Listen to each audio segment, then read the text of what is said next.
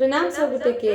हम राखी झा बीएन झा जी द्वारा रचित गीत के माध्यम से अहाँ सब गोटे से हम निवेदन करे छी जे अपन देसी सामान ज़्यादा से ज़्यादा किनी और चाइनीज सामान के तिरस्कार करी।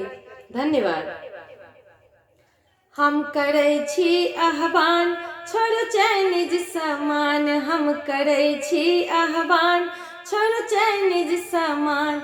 अख मुन्ना नक पीछा के तोड़ू गुमान, हम करे छी आह्वान छोड़ो चाइनीज सामान, हम करे छी आह्वान छोड़ो चाइनीज सामान। जाड़ू मैटक दिया दिया बाती में, साजू एकरा बाती दकपाती में।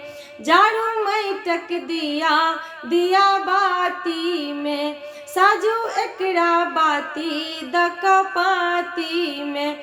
छोड़ू झालर झमेला किनू देसी सामान, हम करे छी आह्वान छोड़ो चाइनीज सामान, हम करे छी आह्वान छोड़ो चाइनीज सामान।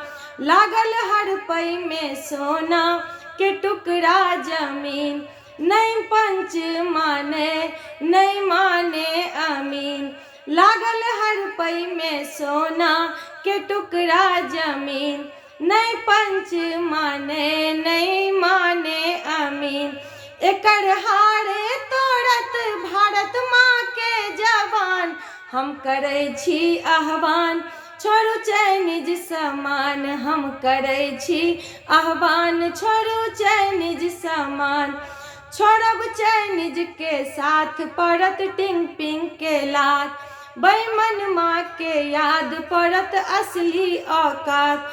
छोड़ब चाइनीज के साथ पड़त टिंग पिंग के लात, बेईमान माँ के याद पड़त असली औकात। एकरा मोन पारब अब बापक चुमान, हम करे छी आह्वान छोड़ो चाइनीज सामान, हम करे छी आह्वान छोड़ो चाइनीज सामान। अख मुन्ना नक पीछा के तोड़ू गुमान, हम करे छी आह्वान छोड़ो चाइनीज सामान, हम करे छी आह्वान छोड़ो चाइनीज सामान। हम करे छी आह्वान छोड़ो चाइनीज सामान।